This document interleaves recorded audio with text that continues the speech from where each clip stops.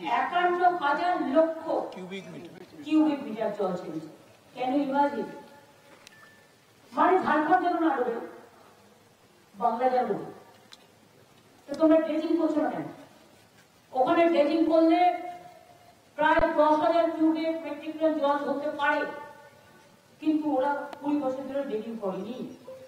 মাইফান পাঞ্চে বর্ষা হলে জল ছেড়ে দিচ্ছে বাংলায়। তো বাংলার কতটা সইবে? এই অত্যাচার আমরা সইব না। আগামী দিন আমি 2026 নির্বাচনের পরে এই ডিবিসির জল আমাদের এখানে ছাড়লেই কি করে ডিবিসির জলটাকে আটকানো যায় তার প্ল্যানিং আমরা করবো। এতে টাকা লাগবে, বাট আমাদের দরকার একটা ড্যাম করতে হবে। ওইদিকে জল ছাড়লে আমরা আমাদের ড্যামে দিয়ে আমরাও জল অন্যদিকে পাস করবো। কারণ যতক্ষণ একটা কথা আছে প্রবাদ, শিশু না থাকলে মা দুধ দেয় না। বলতে বলতে বলতে বলতে যখন ফেডার হয়ে গেছি, তখন এবার action is our reaction. We have to wait for that. আমরা উইল প্ল্যান ফর নেক্সট। এটাই আমাদের গেম প্ল্যান। আসাম 2 লাখ, আসাম সরকার টাকা পায়, দিয়েছে, বিহার দিয়েছে। বাংলা তো বঞ্চিত না। বাংলা হচ্ছে সব সংখ্যা। বাংলার সাথে সবসময় বিভক্তি সুলভ আচরণ। দেখছেন তো, আমি বিদ্যাসাগরের বাড়ি ওখান দিয়ে এলাম। যিনি বাংলা ভাষার উৎপত্তি স্থল থেকে নারী শিক্ষা, মহিলা বিবাহ সবকিছুই করেছিলেন। বাল্য বিবাহ, রাজা রামমোহন রায়ের সাথে দেওয়া সংস্কার, রবীন্দ্রনাথ ঠাকুরের জাতীয় সঙ্গীত, বঙ্কিমচন্দ্রের বন্দে মাতরম, নেতাজি সুভাষ চন্দ্র বোসের জয় হিন্দ স্লোগান, মাতঙ্গিনী হাজরার পিঠামণি ব্রিজ, আগে যখন ইউনাইটেড বৃন্দাবন ছিল, তাম্রলিপ্ত সরকার, ভারতবর্ষে যখন 3টে স্বাধীন সরকার গঠিত হয়েছিল দেশ স্বাধীনের আগে, একটা ছিল বালিয়া, আর একটা ছিল সাতারা, আর একটা ছিল এই তাম্রলিপ্ত সরকার। সব ভুলে গেছে। এখন বলছে বাংলা ভাষারই নাকি কোনো অস্তিত্ব নাই, বাংলা বলে কোনো ভাষা নেই। আবার বলছে টুইট করে আমি কেন বলেছি তাই আমাকে ন্যাশনাল সিকিউরিটি অ্যাক্টে অ্যারেস্ট করা উচিত। আমি যা ইচ্ছে করে যা, আমি বলবই। আর একটা কথা হচ্ছে এসআরের নামে, স্পেশাল ডিভিশনের নামে এনআরসি করার একটা প্ল্যান চলছে। সবাই কিন্তু যার ভোটার লিস্টের নাম আছে আবার নতুন করে হবে। এমন কেউ যেন বাকি না থাকেন যে ভোটার লিস্টের নাম তুলবেন না, প্রত্যেকের নাম তুলবেন। আর যেখানে দেখবেন নাম বাদ দেওয়া হচ্ছে, সেখানে কি করে নাম সরাতে হয় আপনারা যাবেন, দরবার করবেন। আমরা সম্পূর্ণভাবে আপনাদের সাথ দেব। মানুষের নাম বাদ দিয়ে তাদের বাংলাদেশ পাঠিয়ে দেওয়া আর ইন্ডিয়ান লোকেদের বাংলাদেশি বলা, যারা ভারতবর্ষে সেটেল হয়েছে, যাদের এপিক কার্ড কে করেছিল ইলেকশন কমিশন, তারা আজকে কেন হবে না? কত হাজার হাজার কোটি টাকা দিয়ে করেছ? আধার কার্ড কে করেছিল? ও government of India crore crore টাকা কি জলে ফেলে দেবে? সেই টাকাগুলো দিয়ে জল বন্ধ কি করে হয়, বন্যা, সেটার জন্য কাজ করা উচিত। রেশন কার্ড হবে না, আধার কার্ড হবে না, এপিক কার্ড হবে না, তো কি হবে? 50 বছর আগে তার মা বাবা মরে গেছে, তার বার্থ সার্টিফিকেট চাই। তো তোমাদের বার্থ সার্টিফিকেট আছে তো? এটা পুরো একটা প্ল্যান্টেড গেম। এবং প্ল্যানটা তৈরি করেছে double engine Sarkar, government of India, election কমিশনকে সাথে রেখে। আমরা এটা মানবো না, আমরা এটা সইব না, আমরা এটা মানছি না। সবাইকে আমি বলবো, জয় বাংলা বলে মাভই মাভই বলি। ভোটার লিস্টে সবাই নাম তুলবে, আমার নামে রিকার্ডে আছে, এই ভুলটা করবেন না। কারণ নতুন করে হচ্ছে, এটা একটা প্ল্যান মানুষকে বিতাড়িত করার। আসামে 7 লক্ষ হিন্দুদের নাম বাদ দিয়েছিল। হিন্দু, মুসলিম, মতুয়া, রাজবংশী, দলিত, আদিবাসী, মহিলা কাউকে বাদ দেওয়া হচ্ছে না। সুতরাং এই দিকেও আপনারা নজর রাখবেন, আমরা তো নজর রাখছি। আমি কটা কথা বলে গেলাম, কারণ সাংবাদিকদের সাথে এর আগে আমার যেহেতু মিট করার সুযোগ হয়নি, আজকাল মেদিনীপুরে ফিরে যাবো, और कल के लोगों की झारखंड दीदी कोच बिहार में आज एक प्रेसिडेंट को एनआरसी नोटिस फिर से दिया गया है क्या? देखो असम गवर्नमेंट कैसे दे रहा है। असम गवर्नमेंट हम बंगाली में बोलेगा, आप हिंदी में ट्रांसलेट करो। अगर वो लोग बंगाली को पसंद नहीं करते तो हम बांग्ला में जरूर बोलेंगे। বাংলা ভাষায় বলছি, এনআরসির নোটিশ রাজবংশকে দেওয়া হয়েছে, শীল পরিবারকে দেওয়া হয়েছে, মধুয়াদের উপর অত্যাচার হয়েছে, মহারাষ্ট্রে কুচিয়ে কুচিয়ে খুন করা হয়েছে, গুজরাটে অত্যাচার হয়েছে, রাজস্থানে হয়েছে, মধ্যপ্রদেশে হয়েছে, উড়িষ্যায় হয়েছে, গুরগাঁও তো এখনো অনেকে জেলে আছে। আর এত বড় সাহস হচ্ছে বাংলা বলে কোনো ভাষাই নেই। যে বাংলা ভাষা স্বাধীনতার জন্ম দেয়, যে বাংলা ভাষার জাতীয় নবজাগরণের জন্ম দেয়, যে বাংলা দেশকে স্বাধীন করে, যে বাংলা সারা পৃথিবীতে পঞ্চম আর সারা এশিয়াতে দ্বিতীয়। আমি অন্য ভাষা বলতেই পারি, আমার কোনো আপত্তি নেই, সবাইকে আমি সম্মান করি, কিন্তু আমার নিজের মা বলতে শেখা ভাষা আমি মা বলতে পারবো না, এটা কখনো হয় না। একটা শিশু জন্ম নিয়ে ফার্স্ট মা বলতে শেখে।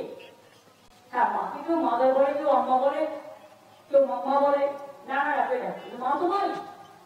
মাতৃভূমিকে রক্ষা করার শপথ আমাদের সকল।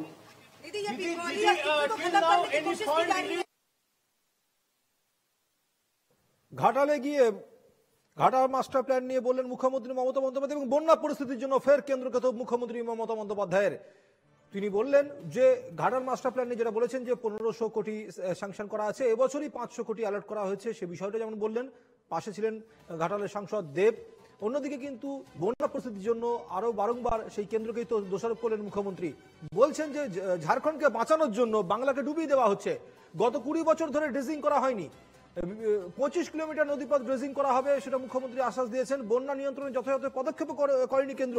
তিনি বলেছেন 2026-এ যদি তিনি ক্ষমতায় আসেন তাহলে কিন্তু কিভাবে ডিবিসির এই কেন্দ্রের এই বিমাতৃসুলভ আচরণ আটকানো যায় সে চেষ্টা তিনি করবেন, এবং এই গোটা বিষয়টার জন্য কেন্দ্র বিমাতৃসুলভ আচরণ করছে বলেও তোপ দেখেছেন মুখ্যমন্ত্রী মমতা বন্দ্যোপাধ্যায়। রাজ্যে 1500 কোটি টাকা দিচ্ছে, জল কমলে ক্ষতিগ্রস্ত জমি সার্ভে হবে, প্রচুর প্রচুর জমি ডুবে গেছে, কৃষকদের প্রচুর ক্ষতি হয়েছে, এবং তাই সেই কারণের জন্য রাজ্য সরকার সেই সমস্ত কৃষকদের পাশে রয়েছে, মানুষের পাশে রয়েছে। এই আশ্বাস দিলেন মুখ্যমন্ত্রী এসে ঘাটালে বন্যা পরিস্থিতি পরিদর্শনে গেলেন মুখ্যমন্ত্রী মমতা বন্দ্যোপাধ্যায়, এবং সেখান থেকেও ভাষা নিয়ে অর্থাৎ বাংলা অস্মিতা নিয়ে তিনি কিন্তু মুখ খুললেন।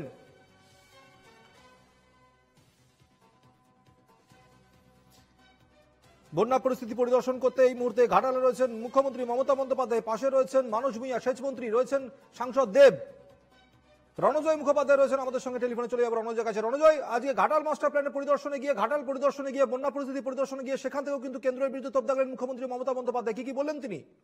একদম কেন্দ্রের বিরুদ্ধে যেভাবে তিনি আজকে বলেছেন যে কেন্দ্রীয় বঞ্চনা এবং এই জায়গায় ডিজাস্টারের ক্ষেত্রে পশ্চিমবঙ্গ সব থেকে বেশি ক্ষতিগ্রস্ত হয়, কিন্তু কেন্দ্র এখনো আমাদের সেই জায়গা থেকে কোনো রকম টাকা পয়সা দিচ্ছে না, আর্থিক সাহায্য করছে না, সবটাই কিন্তু পশ্চিমবঙ্গ সরকারকে করতে হচ্ছে। এবং এই ঘাটালে এসে যে বন্যা পরিস্থিতি মমতা বন্দ্যোপাধ্যায় দেখলেন নিজের চোখে, এবং এখান থেকে বললেন যে ইতিমধ্যে সার্ভে শুরু হয়েছে এবং বৃষ্টি সম্পূর্ণভাবে কমে গেলে সেই জায়গায় survey report agriculture department complete করবে, এবং যারা কৃষক মানুষ রয়েছেন, যারা কৃষি নির্ভর, যাদের জীবিকা, সেই জায়গা থেকে সরাসরি ভাবে কিন্তু মমতা বন্দ্যোপাধ্যায় বলেছেন তাদের কোনো চিন্তার কারণ নেই। তার কারণ হচ্ছে যে ক্ষতি হবে সেই ক্ষতি কিন্তু সম্পূর্ণভাবে রাজ্য সরকারের তরফ থেকে মিটিয়ে দেওয়া হবে। অর্থাৎ এই ক্ষেত্রে রাজ্য সরকারের তরফ থেকে যে ক্রপ ইন্স্যুরেন্স রয়েছে, সেই ক্রপ ইন্স্যুরেন্সের মাধ্যমেই কিন্তু সমস্ত টাকা তারা পেয়ে যাবেন বলে মুখ্যমন্ত্রী সরাসরি ভাবে জানিয়েছেন এবং আশ্বস্ত করেছেন।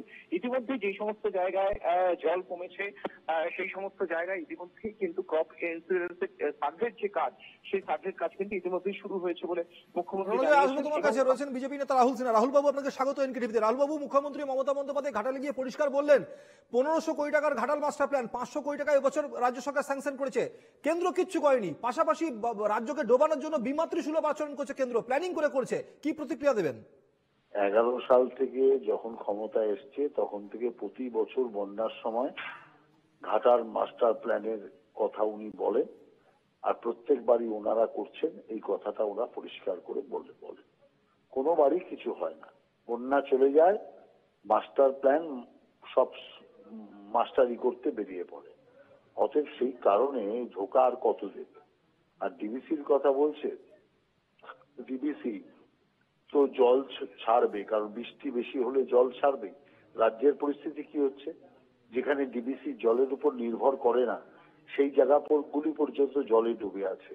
অর্থাৎ অতিবৃষ্টি এবার হচ্ছে, অতিবৃষ্টির কারণে জল অনেক বেশি জমবে, কিন্তু রাজ্য সরকার যদি জল নিকাশি ব্যবস্থা ঠিকঠাক করে রাখতো, এই প্রত্যেক বছর বর্ষার সময় একটু চিৎকার চেঁচামেচি, একটু বন্যা পরিদর্শন এইসব যদি না করে যদি সত্যিকারের বর্ষার পরে যদি এই পরিষ্কার ব্যাপারটা যদি করত, তাহলে আমি মনে করি যে এই বন্যা, এই যে অবস্থা, এটা কিছুই হতো না। জল নিষ্কাশন করবার উপায় নেই, জল নিকাশি ব্যবস্থা নেই, সমস্ত খাল, সমস্ত যে ড্রেন, সেগুলো পুরো আবর্জনায় বন্ধ হয়ে আছে। এই পরিস্থিতিতে জল কি করে বেরোবে? জমা জল বেরোনোর কোনো রাস্তা না থাকার জন্যই এই অবস্থা তৈরি হয়েছে। অতএব রাজ্য সরকারের অকর্মণ্যতার জন্য, রাজ্য সরকারের লোক ঠকানো নীতির জন্যই এই অবস্থা তৈরি হয়েছে বলে আমরা মনে করছি। বেশ, ধন্যবাদ রাহুল বাবু। সঙ্গে ছিলেন বিজেপি নেতা রাহুল সিনহা। দেখতে পাচ্ছেন আপনারা ঘাটালে মুখ্যমন্ত্রী মমতা বন্দ্যোপাধ্যায় কামারপুকুর থেকে সরাসরি তিনি চলে গেলেন সেখানে, এবং কামারপুকুর থেকেও তিনি যেরকম বাংলা অস্মিতা নিয়ে সরব হয়েছিলেন, একই রকম ঘাটাল থেকেও তিনি বাংলা অস্মিতা নিয়ে সরব হলেন। রণজয় মুখোপাধ্যায় রয়েছেন আমাদের সঙ্গে সরাসরি এই মুহূর্তে। রণজয়ের কাছ থেকে ছবিটা দেখলেন। রণজয়, মুখ্যমন্ত্রীর বক্তব্য অনুযায়ী এবং ঘাটালের মানুষের বক্তব্য অনুযায়ী আজকে মুখ্যমন্ত্রী সেই বক্তব্যগুলো কতটা তাৎপর্যপূর্ণ, কি বলছেন সাধারণ মানুষ, ছবিটাও দেখাও। দেখো, ভীষণ ভাবে তাৎপর্যপূর্ণ। আমি তোমাকে ঘাটালের যে ছবিটা দেখানোর চেষ্টা করবো, যেই ছবি স্বয়ং মুখ্যমন্ত্রী মমতা বন্দ্যোপাধ্যায় এসে ঘাটালে দেখলেন। এবং তুমি জানো যে সুমিত, আজ থেকে 3-4 বছর আগে ঘাটালের যে চিত্র তৈরি হয়েছিল, যেখানে 3তলা যে বাড়ি ছিল, সেই 3তলা বাড়ি কিন্তু সম্পূর্ণভাবে বাড়ির মানুষকে উদ্ধার করতে হয়েছিল, হেলিকপ্টার থেকে উদ্ধার করতে হয়েছিল। সেই কথা কিন্তু আজকে মুখ্যমন্ত্রী মমতা বন্দ্যোপাধ্যায় বললেন, সেই স্মৃতিচারণ তিনি বললেন। অর্থাৎ এই বিপর্যয়ের সময়, এই বন্যার সময় ঘাটাল যে কতটা মারাত্মক এবং এখানকার যারা সাধারণ মানুষ তাদের যে কি অসহনীয় দুঃসহ অবস্থা থাকে, সেই বিষয়টাই কিন্তু মুখ্যমন্ত্রী গোপন করেননি। সরাসরিভাবে ঘাটালে এসে তিনি বললেন। ঘাটালের সাংসদ তৃণমূল কংগ্রেসের দেব তিনি ছিলেন, সেচমন্ত্রী মানস ভূঁইয়া ছিলেন, অজিত মাইতি তৃণমূল কংগ্রেসের ঘাটাল সাংগঠনিক জেলার সভাপতি অজিত মাইতি তিনিও ছিলেন, এবং সকলকে নিয়ে আজকে এই ঘাটাল এখানে যে বন্যা পরিস্থিতি হয়েছে, এই পরিস্থিতি সম্পূর্ণভাবে আজকে পর্যবেক্ষণ করলেন মুখ্যমন্ত্রী মমতা বন্দ্যোপাধ্যায়।